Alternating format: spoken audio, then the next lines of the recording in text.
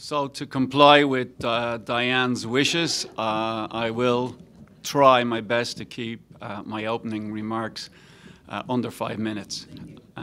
Thank you, Brian. As we head into Big Ten championships this weekend, you always want your superstars firing on all cylinders, and certainly over the last 2 weekends, starting with Iowa State, Nebraska, and also this past weekend, the home meet in the Notre Dame meet. Our big guns have certainly thrown down some outstanding marks, and that's exciting as we head into this weekend's meet. On the women's side, certainly we're going into the meet with 2 defending champions.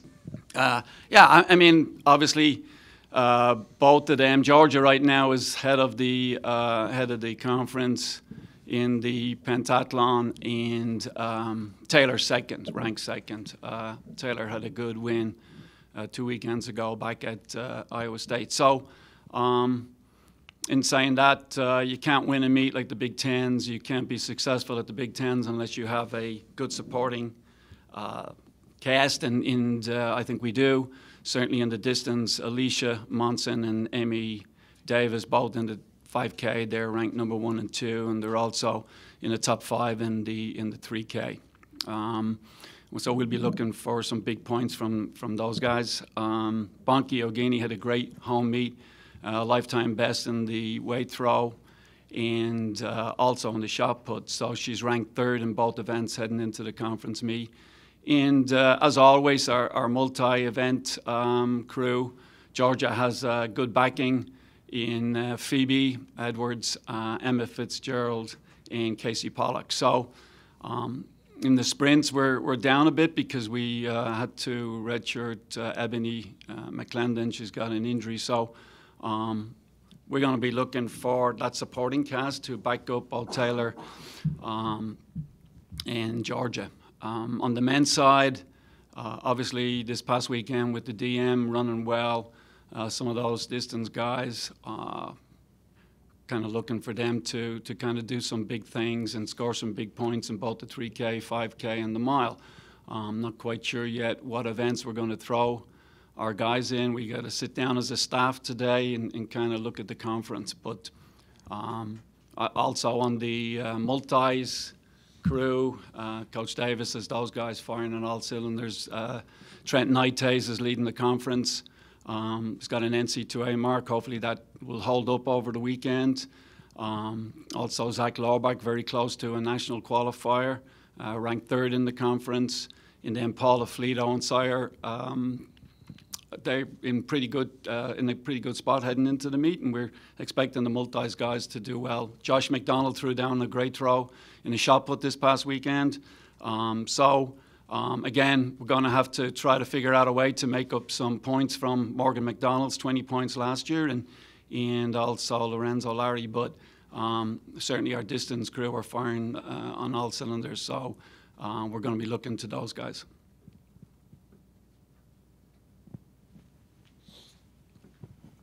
As far as Taylor Almond, Mick, I understand that she's cleared 14 in practice before. How close is she doing that? And when it comes to competition as opposed to practice, what enters into that when when a young lady or a young man knows that they can do this, they've done it in practice, and then it comes to competition and they can't? I mean, we're going, obviously at home, it's one thing. She just missed it, bounced a couple of times the bar on Friday night, and we thought it stayed on, but it didn't.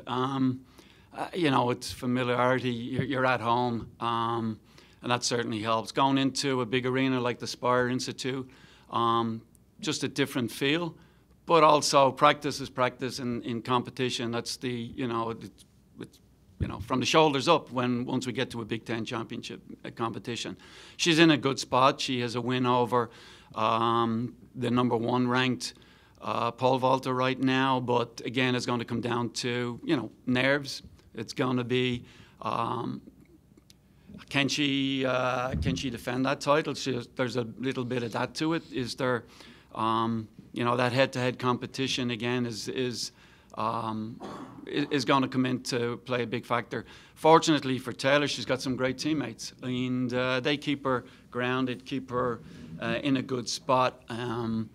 So I'm looking for her to. I think she's in a really good spot right now. Just missing that 14-footer on Friday night is certainly puts her in a good spot heading into this weekend.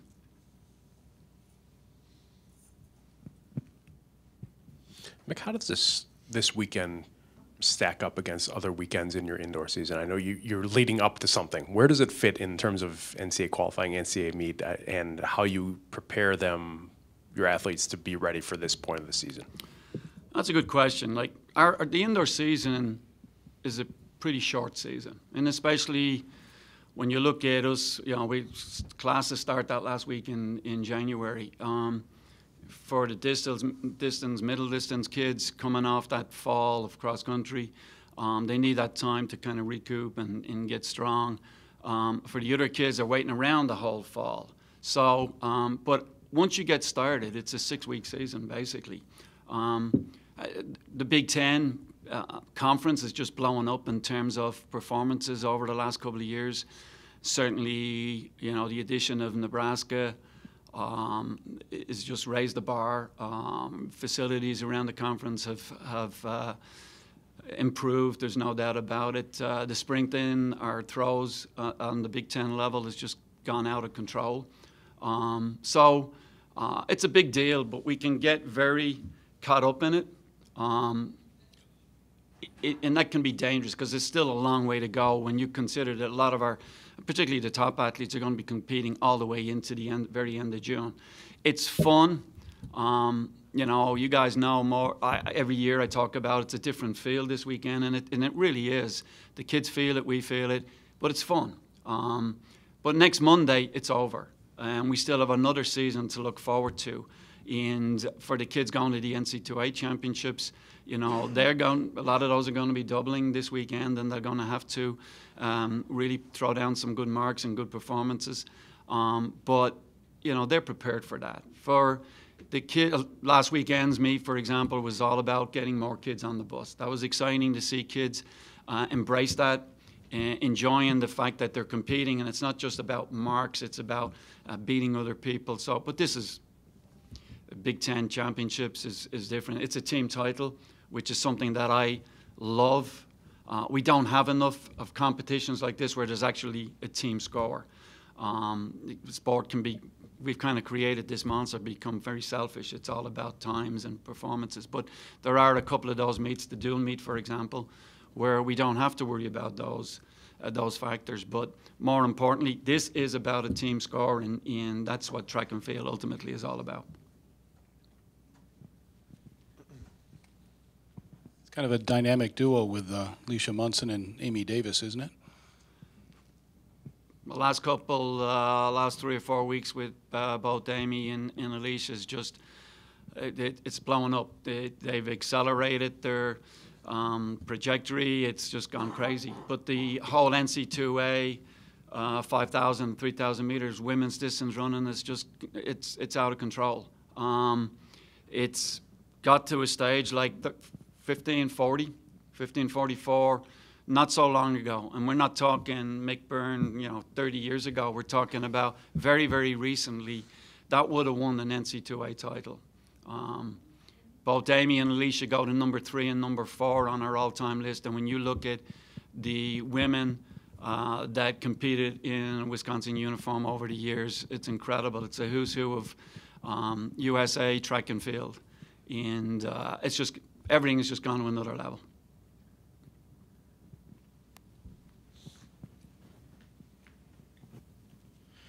On Saturday, you had a DMR squad that broke a school record. How impressive is what those 4 guys did at Notre Dame?